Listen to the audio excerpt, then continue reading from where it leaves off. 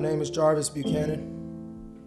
I was born and raised in Chicago, and this is my story.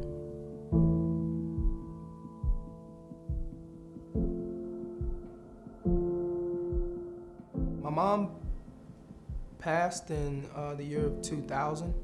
It was an incident that came up where my mom and dad were accused of just taking drugs from somebody.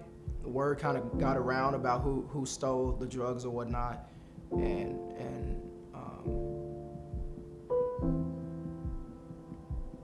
yeah, and so ultimately my mom ended up paying for it. My dad, he was just in and out of jail. Sometimes I would see him, and then other times I wouldn't see him for a long period of time. Looking back, I would say the most difficult thing I had to go through or navigate was how to just deal with my childhood. I became aware of just how much anger and bitterness and resentment and just sadness that I felt just being a child, being a teenager. And so I was just trying to find so many other avenues, so many different ways to kind of deal with it and channel it. And so gangs, didn't do it. Sports, track, cross country, boxing, so many other just things I tried to use to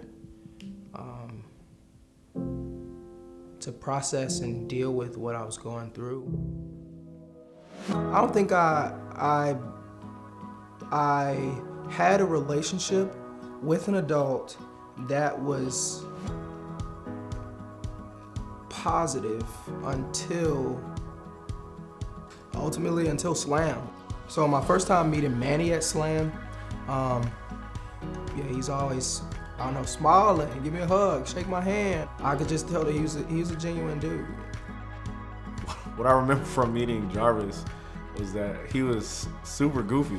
He was really goofy, and he liked to joke around.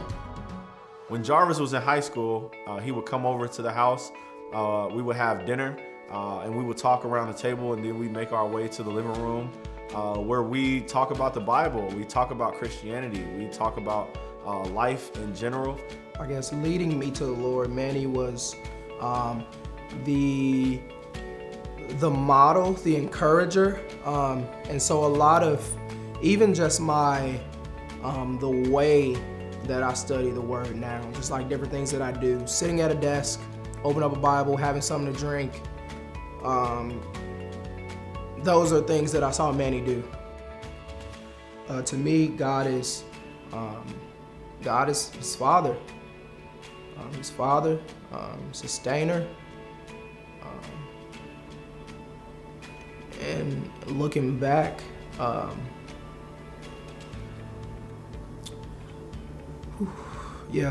just looking back, I would say that God is my refuge.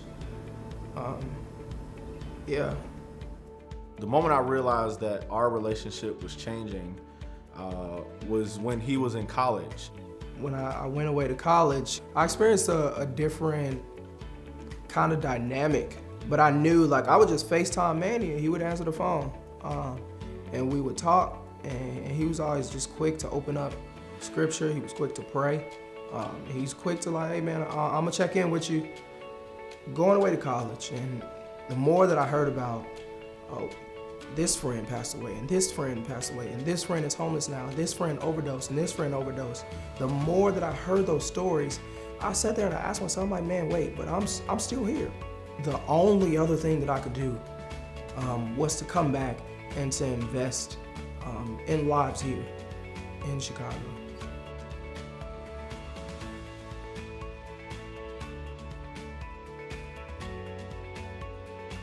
My wife and I, we serve together at Slam. Yeah, I think Slam fits with the vision that Jarvis and I have as a married couple. Just making disciples. That's our vision, and making disciples in the city that we live in. I'm definitely excited to be building with my students and just seeing where the relationships go. It's cool to me to see Jarvis come through Slam as a high school student, then go off to college, and now come back. He's a worship leader, he's a Slam coach, and it's cool to see him pouring into the next generation. If I had never met Manny, I would say I'd probably be confused. He's shown me how to navigate a lot of the struggles and things that we've just discussed and talked about and prayed through. He's definitely been a brother, just a genuine brother to me for some time, some years. Grip has taught me to be a person of integrity with high school students, and to live in such a way where they could see an example in you that they want to follow. It just taught me to weave life on life into the fabric of my own life. I would just say my heart really is to see the culture and the lives of young people in the city of Chicago changed. That's my hope for the city, is to see people's lives radically affected by the gospel. You made a way